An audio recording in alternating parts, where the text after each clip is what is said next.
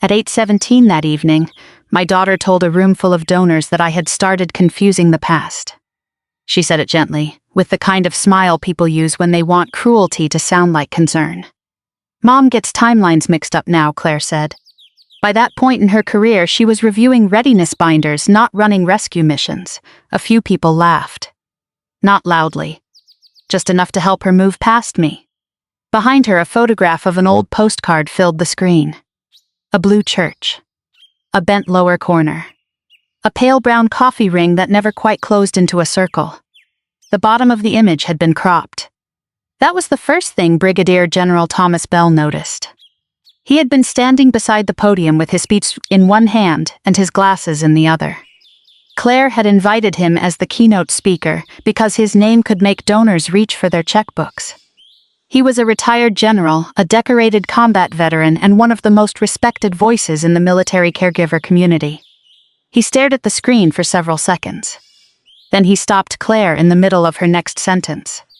Who cut her name off? The room changed. It did not become silent all at once. Silence has stages. First came the soft click of Claire's presentation remote. Then the scrape of a chair near the foundation table. Then the low mechanical hum of the heating system moving through the old aircraft hangar. Above us, a faded paratrooper mannequin turned slowly on its wire. Claire looked at the screen. I'm sorry. General Bell pointed toward the blank strip at the bottom of the postcard. The name, he said. Who removed the name of the woman this was written to? My daughter's thumb stayed pressed against the remote. Nothing moved. Neither did I. I was seated at table 14, 6 tables from the stage, with the original postcard inside a clear passport sleeve in my purse. I had brought it because Claire asked me to.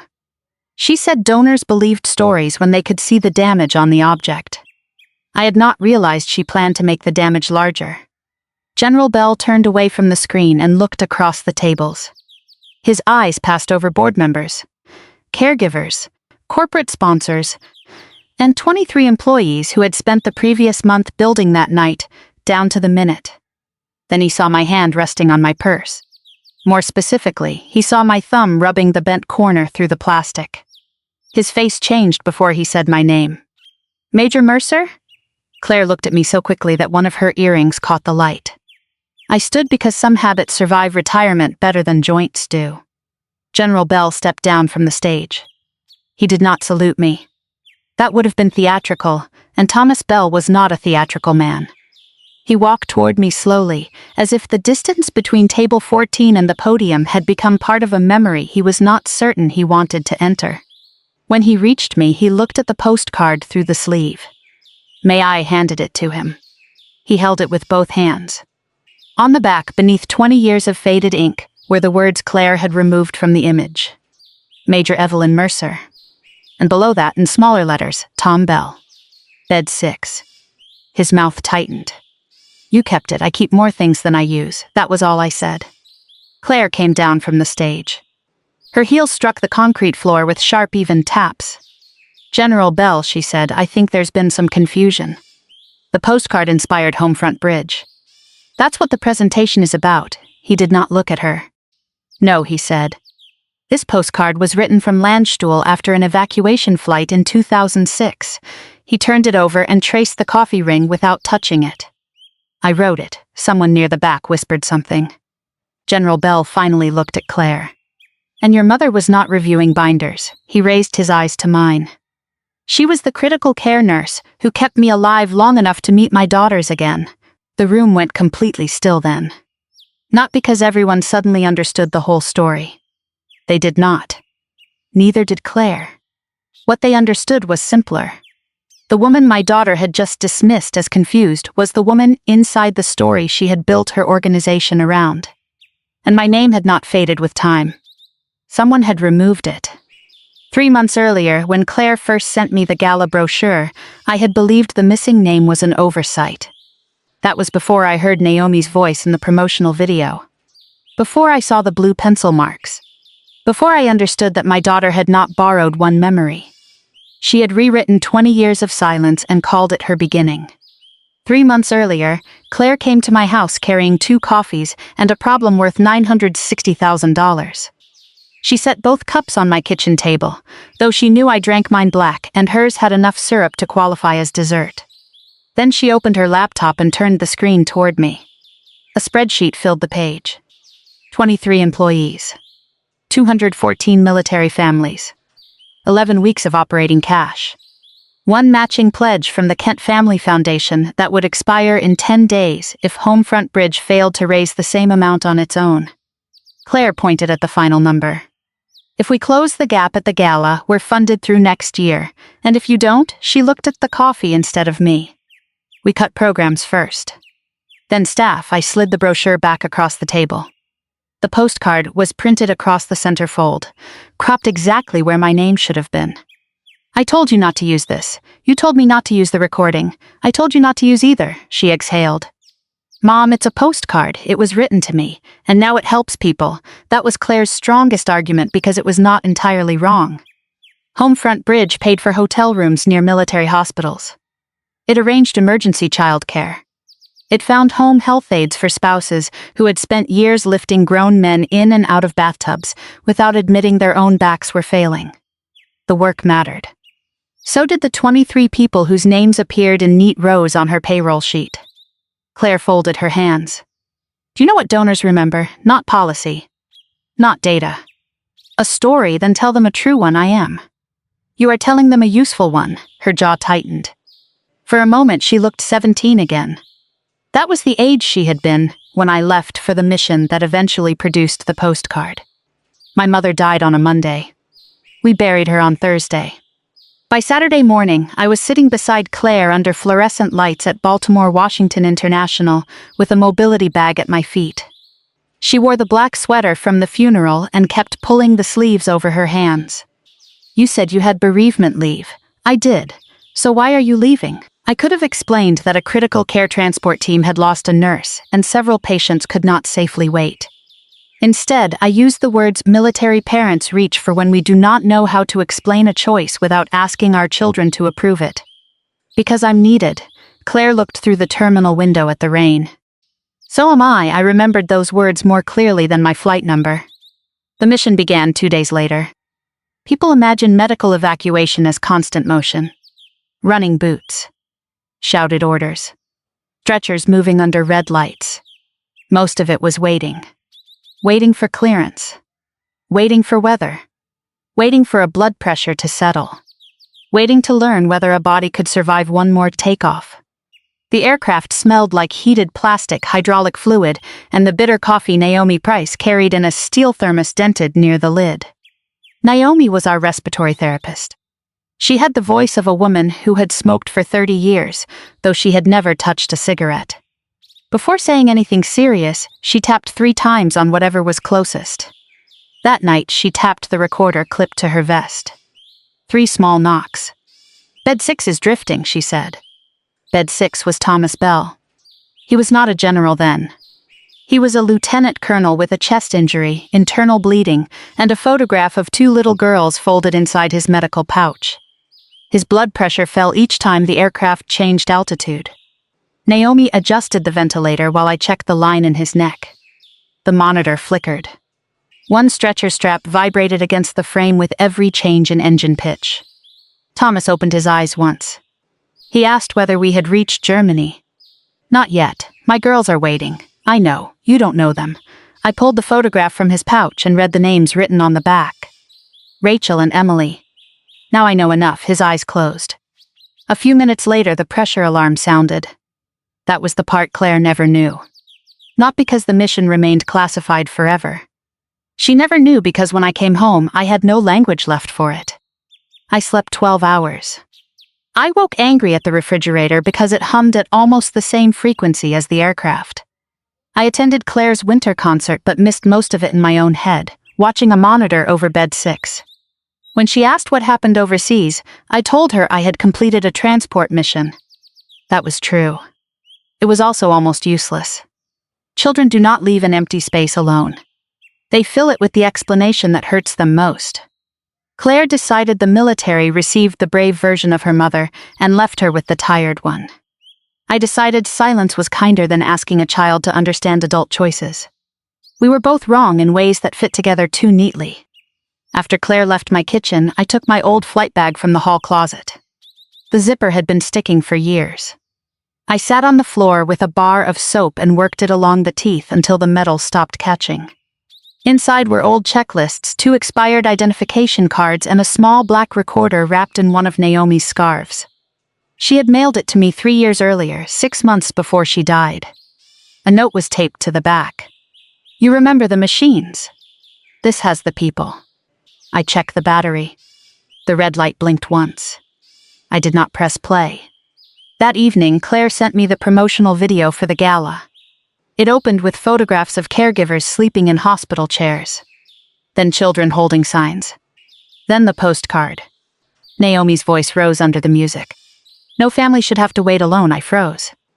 The sentence was hers, but not in the way Claire presented it. Naomi had said it in my living room during one of her last visits. She had been talking about Claire. I replayed the 7-second clip. Then I called my daughter. "Where did you get that recording?" A pause. "From the files we digitized after the water leak." "How much did you listen to?" "Enough to know it could help." "That wasn't my question." Another pause. Then Claire said, "Mom, the gala is in 3 weeks." She ended the call before answering. The next morning, I opened the transcript she had emailed months earlier. 2 lines near the bottom had been crossed out in blue pencil. At the time, I thought Naomi had marked them herself. Then I remembered something Claire had done since childhood. She never used black ink when she wanted a change to look temporary. She used blue pencil. 19 days passed without Claire answering the question I had asked. On the afternoon before the gala, I went to the Homefront Bridge office. The organization occupied the 2nd floor of a renovated brick warehouse near downtown Dayton. Someone had painted the walls a warm gray and hung photographs of military families in simple black frames. There were no stock images. Claire knew better than that. Every face belonged to someone the staff had helped. At the reception desk, a little boy was drawing tanks on the back of an intake form while his mother spoke quietly with a case manager. That made what I had come to say harder. Claire saw me through the glass wall of her office and closed her laptop before I reached the door. "You should have called. You should have answered." Her mouth tightened. I placed the printed transcript on her desk. 2 lines near the bottom had been crossed out in blue pencil. "Did you make these marks?" She looked down. Naomi wandered when she talked. That was not my question.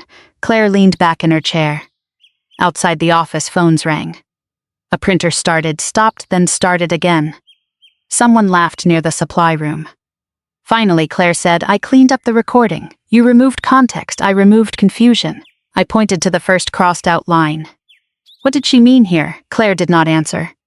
The line read, "Evelyn thinks silence keeps peace." Mostly it keeps her daughter guessing. The second line was shorter. "No family should have to wait alone, especially the one waiting for her." Claire stood and walked to the window. "You know what donors hear when they hear that?" she asked. "They hear dysfunction. They hear guilt. They hear a mother who chose the Air Force over her child. Is that what you hear?" She turned. "I hear the truth." The words landed cleanly because part of them belonged to me.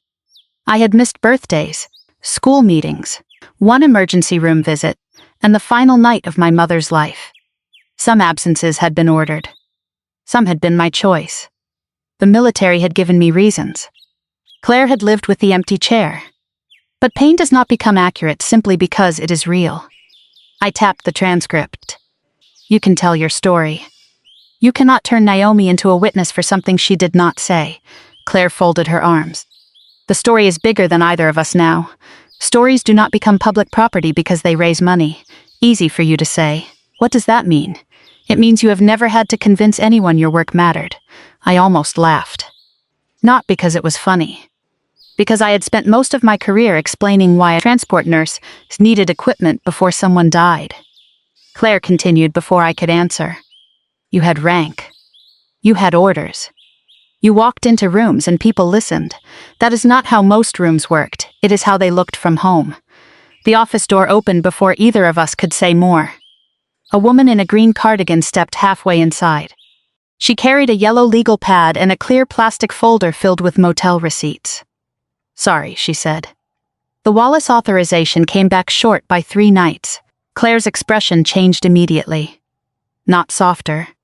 More focused. Which hospital? Walter Reed. His surgery got pushed to Friday. Kids with them, too. 7 and 10. Claire reached for the folder. Use the emergency caregiver account. Book through Sunday and flag transportation for Monday morning. The woman nodded, then noticed me. Mrs. Mercer. Evelyn is fine. I'm Jenna Morales. Your daughter has talked about you. I'm sure she has. Jenna smiled as if she understood that sentence had more than one meaning. She handed Claire the folder, but one sheet slipped free. 11 family names were listed beside motel dates and confirmation numbers. Busy week, I said. Every week is busy now, Jenna replied. People think the hard part ends when the service member gets home. Only someone who had sat beside families in hospital hallways would say it that way. Claire signed the authorization and pushed it back. Make sure, Mrs. Wallace gets meal cards too. Jenna left. For several seconds, neither Claire nor I spoke. On the wall behind her desk was a photograph of a woman sleeping upright beside a hospital bed, one hand still wrapped around her husband's wrist. Homefront Bridge was not fake. That was the problem. A lie inside a useless thing is easy to destroy. A lie inside something valuable asks what you are willing to break along with it. Claire closed the office door. The Kent pledge covers almost a year of family lodging, she said. That does not make the recording yours, no. It makes the decision more complicated than you want it to be. She was right about that too. I picked up the transcript. Remove the postcard from the gala. We cannot or will not. The foundation tied the pledge to the Origin campaign. What origin? Claire looked at me steadily. The flight. The postcard. General Bell. That was the first time she said his name.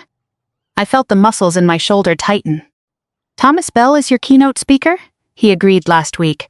Does he know what you are showing? His aide has the speech. That was not my question. Claire walked back to her laptop and opened an email. The subject line read visual package pending final load. His office asked for the images, I said. We are still editing them. The gala is tomorrow. The audio-visual team loads everything on site. You invited the man who wrote the postcard and you did not show him the postcard. She looked tired then. Not guilty. Tired. He was sedated for most of that flight. It was 20 years ago. He signed his name, with one initial and bed 6. There were hundreds of patients, not on that aircraft. Claire closed the laptop. The movement was quiet but final. I need him in the room. Marisol Kent will not release the pledge without him, so you are gambling that he forgot. I am betting that the work matters more than the wording. No. You are betting that everyone else will confuse those two things. She looked toward the wall of family photographs. Come tomorrow, she said. Sit with the board. Let people thank you. After the pledge is signed, we can revise the campaign. I studied her face. When did you decide my consent could wait until after the money arrived? Her eyes flickered. That was the closest she came to an answer. The next evening, the gala was held inside the Wright Flight Heritage hangar, an old aircraft museum Claire had transformed with rented lights, white tablecloths, and blue banners printed with the words "No family waits alone."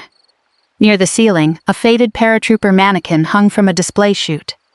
Each time the heating system started, the mannequin turned a few inches as if searching for a place to land. I arrived early.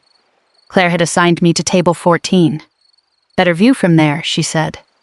It was also far enough from the podium that no one would mistake me for part of the presentation. At the side of the stage, Thomas Bell sat with Jenna Morales, eating crackers from the small plastic bag she kept in her purse. He looked older than the man on bed 6. Of course he did. His hair had gone silver, and he moved his left arm carefully when he reached for his water. But his eyes were the same. Before the program began, he reviewed his keynote with a black pen. I watched him cross out one word. Miracle. Above it, he wrote record. Claire hurried past with her blue pencil tucked behind one ear. An audio-visual technician called after her. This is the last version, right? Claire did not turn around. It is the version we are using. A few minutes later, she found me near the aircraft display. You brought the original? I touched my purse. Yes, good. Keep it with you. Marisol may want to see it after dinner. After the pledge is signed, Claire adjusted the name card at my place setting. Please do not do this tonight. I have been trying not to do this for 3 months. Her face hardened. You know what is at stake. Yes, I said. That is why I came. The lights dimmed. On the main screen, the first image appeared. The blue church. The bent corner. The broken coffee ring. Thomas Bell tilted his head before Claire finished her second sentence. Claire began with the version of our family she had learned to tell without looking at me. She stood beneath the nose of an old transport aircraft while photographs moved across the screen behind her. Caregivers sleeping in hospital chairs. Children carrying backpacks through temporary housing. A woman helping her husband into a wheelchair beside a motel ice machine. These families do not need sympathy, Claire said. They need someone who understands that service does not end when the uniform comes off. That line was hers. It was a good line. The audience leaned toward her. Claire had always known how to read a room. When people needed numbers, she gave them numbers. When they needed hope, she lowered her voice. When they needed permission to feel generous, she gave them a person to imagine themselves saving. She introduced the Kent Family Foundation. She thanked Marisol. She thanked the board. She thanked the 23 employees seated together near the left side of the stage. Then the postcard appeared. My journey began when I was 17, Claire said. My mother was deployed during one of the hardest periods of our lives. A wounded officer sent our family this postcard after she helped bring him home. Our family. Not me. Not Major Evelyn Mercer. Our family. Claire continued. He wrote that no family should have to wait alone. Those words stayed with me. Years later, they became the promise behind Homefront Bridge. The coffee ring on the screen looked darker than it did on the original. The missing strip at the bottom looked clean. I watched Thomas Bell. His speech rested on the podium, but he was no longer reading it. Claire told the audience about the night she first understood what military families carried. She described herself sitting at the kitchen table while I was overseas. She described the telephone that did not ring. She described a mother who returned from war unable to explain where she had been. All of that was true. Then she said the postcard had been sent to her. That was not. I did not raise my voice. It wasn't written to you. The microphone did not pick me up, but the room was quiet enough that the nearest tables heard. Claire looked toward me. For half a second, her face was unguarded. Then the smile returned. My mother remembers that time a little differently, she said. The audience gave a small, uncertain laugh. Claire tilted her head, making the next sentence sound affectionate. Mom gets timelines mixed up now. By that point in her career, she was reviewing readiness binders, not running rescue missions. That was the moment from which the rest of the evening would later be cut into short videos. People online would replay her words. Some would call them cruel. Others would say she had panicked. A few would insist I should have confronted her months earlier. All of them would be judging a sentence. None of them would have seen her left hand trembling against the side of the podium. I saw it. I also saw Marisol Kent stop rotating the sealed pledge envelope beneath her water glass. Thomas Bell stepped toward the microphone. May I see the previous slide? Claire glanced at the technician. We are running a little behind schedule, General. The previous slide. He did not say it loudly. He did not need to. The technician clicked back. The postcard returned. Thomas put on his glasses. Where did you obtain this image? Claire shifted the remote from one hand to the other. It came from our family archive. Who scanned it? My team digitized the material. That was not my question. I almost smiled. Perhaps age gives people the same sentences. Thomas looked at the lower edge. This image has been cropped, Claire answered too quickly. For design purposes, what was removed? A mailing notation. Nothing relevant. Thomas stared at her. Then he read the line on the screen. No family should have to wait alone. His voice changed. Not enough for most people to notice. Enough for me. He turned toward the audience. Is Evelyn Mercer in this room? No one moved at first. Claire still had the microphone. Thomas looked beyond her. His eyes moved across the tables until they found me at table 14. I had one hand on my purse. My thumb was pressing against the bent corner through the plastic sleeve. Major Mercer, I stood. The title traveled through the room in a whisper. Claire looked from Thomas to me. You know each other? Thomas stepped down from the stage. I knew her before I knew whether I would see morning. He stopped beside my table and looked at the clear sleeve. Is that the original? Yes, may I? I handed it to him. He held it beneath the table light and studied the front first. The blue church. The broken coffee ring. The bent corner. Then he turned it over. For several seconds he said nothing. I heard the heater come on above us. The paratrooper mannequin rotated slowly over the tables. Thomas touched the air above the faded writing without placing his finger on the card. I wrote this from Landstuhl Regional Medical Center, he said. 11 days after a medical evacuation flight from Balad, Claire took one step closer. General Bell, I understand that memories can know. He did not raise his voice. He looked at the writing again. My memory is not what identifies this. He held up the postcard. The patient number does. His fingers stopped beneath the smaller line. Tom Bell. Bed 6, a murmur moved through the room. Thomas looked at Claire. There were 6 critical patients on that flight. I was the 6th litter position. Your mother knew me by the names of my daughters before I could remember the date. He faced the tables. My blood pressure collapsed during descent. Major Mercer and Technical Sergeant Naomi Price stabilized my airway and kept circulation long enough to reach Germany. He paused.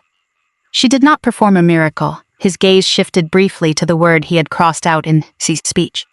She followed training, made decisions under pressure, and refused to let a patient become a story before he had finished being a person. No one applauded. It was not that kind of moment. Thomas placed the postcard beside Claire's laptop. Enlarged the lower edge of the image. The technician hesitated. Marisol spoke from her table. Please do it. The screen magnified the bottom of the scan. At first there was only the pale line where the crop ended. Then the technician adjusted the frame and exposed a thin strip that had remained hidden inside the file. The top halves of several letters appeared. Thomas positioned the original beneath the screen. The missing line read Major Evelyn Mercer. The room seemed to look at Claire all at once. She did not step back. That was one of the things I respected about my daughter, even then. When the ground moved, she did not pretend it was steady. She simply looked for the nearest thing she could still control. She lifted the remote. The campaign never claimed my mother was not involved. Thomas turned toward her. You removed her name. The image needed to fit the layout. You removed Naomi Price's name from my speech too. Claire's face changed. That was the first thing she had not expected. Thomas returned to the podium and lifted the printed keynote. This is the version my office approved. His aide, seated near the stage, opened a folder and removed another copy. Clipped behind it was a certified copy of the aeromedical evacuation citation, marked with a gold Department of the Air Force seal. One line identified Major Evelyn Mercer, Critical Care Air Transport Team, Joint Base Andrews. Thomas held the pages beside each other. In the approved version, one paragraph began, Major Evelyn Mercer and Technical Sergeant Naomi Price brought me home. In Claire's version, the sentence began, a dedicated medical team brought me home. The 2 names had been crossed out in blue pencil. The pencil behind Claire's ear was the same shade. Marisol stood. She did not address the audience first. She looked at Claire. Did you personally approve these edits? Claire stared at the papers. I approved the final narrative. That is not what I asked. Claire swallowed. Yes, one of the staff members near the left table began to cry quietly. Jenna Morales reached over and covered the woman's hand. Marisol picked up the sealed pledge envelope. For clarity, she said, the Kent Family Foundation is pausing tonight's matching commitment pending an independent governance review. The room stirred. Claire looked toward the staff table. What happens to payroll? It was the first question she asked. Not what happens to me. Not what happens to my reputation. Payroll. That mattered. Marisol answered carefully. Restricted client funds remain protected. Existing motel and transportation commitments will be honored. New foundation money will not be released to the current executive structure. Claire's shoulders lowered by half an inch. Then she looked at me. You could have corrected this privately. I tried. You knew what tonight meant. Yes, you let him destroy it. Thomas stepped between us with the posture of a man who had spent a lifetime knowing when not to interfere. He did not speak. The room was waiting for me to punish her. That is what public humiliation does. It asks the injured person to perform the final blow so everyone else can feel justice has been completed. I would not give them that. I looked at the postcard on the table. Then at the blue pencil behind Claire's ear. You didn't borrow my story, I said. You edited me out of it. Her face went still. No tears. No apology.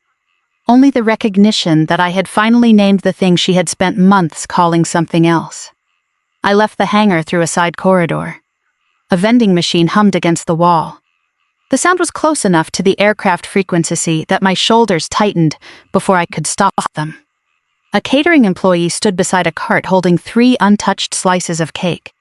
Would you like one to take home? He asked. I looked at the cake. No, thank you. Then I changed my mind. Yes. The chocolate one. He placed it in a plastic container. Behind me, the ballroom doors opened and closed. Voices spilled into the corridor. Phones began vibrating. Messages started traveling faster than fax usually do. Claire followed me out. You have no idea what you just did. I held the cake in one hand and my purse in the other. No, I said. But neither did you. My phone began to ring before I reached the parking lot. By the time I reached home, my phone had stopped ringing and started vibrating almost continuously. I placed it face down on the kitchen counter. Then I opened the plastic cake container. The chocolate icing had shifted to one side during the drive. I ate 2 bites, standing over the sink, and put the rest in the refrigerator, though I knew I would never finish it. Messages continued arriving.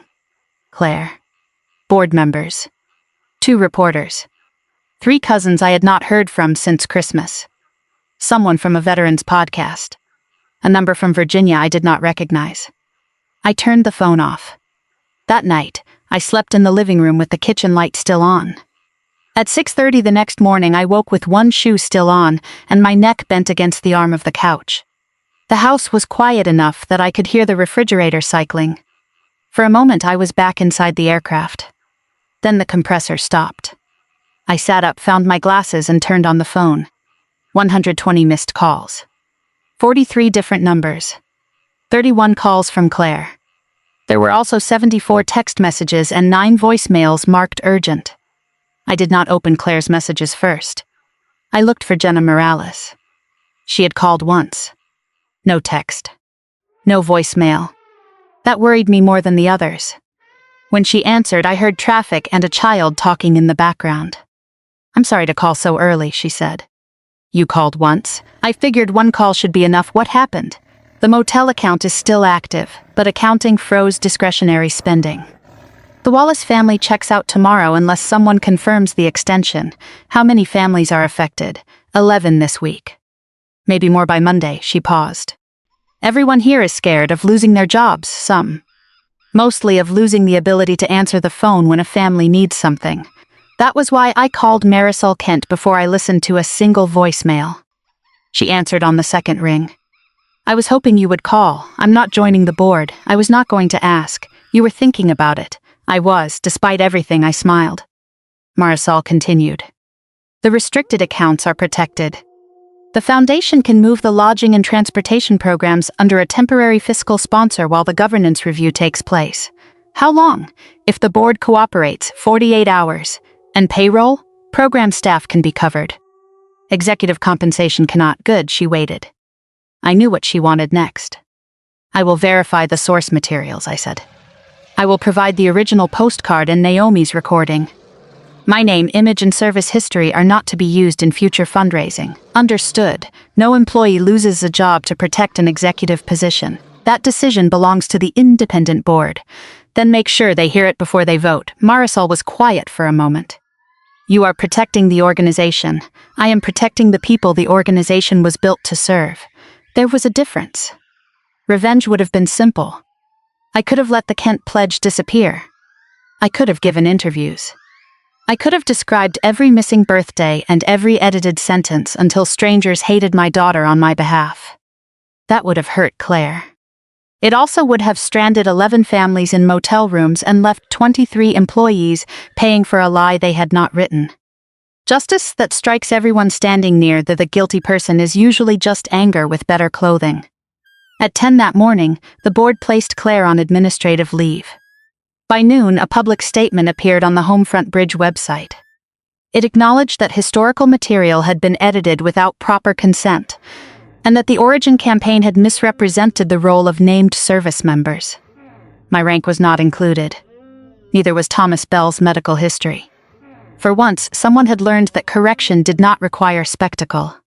Claire arrived at my house shortly after 4. She did not knock with her key. She knocked with her hand. When I opened the door, she looked as though she had not slept. Her hair was tied back without care, and there was no makeup around her eyes. The blue pencil was still in her purse. I knew because she removed it when she placed her phone on the table. "I brought the transcript," she said. "I have a copy, this is the original," she set it down between us. The 2 crossed-out lines were darker than I remembered. I put Naomi's recorder beside them. Claire looked at it. "You never listened to the whole thing, not until last night. That was a lie." I had listened that morning after speaking with Marisol. But Claire did not need every truth in the order I discovered it.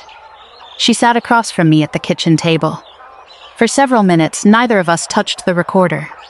Then she said, "Do you know what it was like being introduced as your daughter?" I looked at her.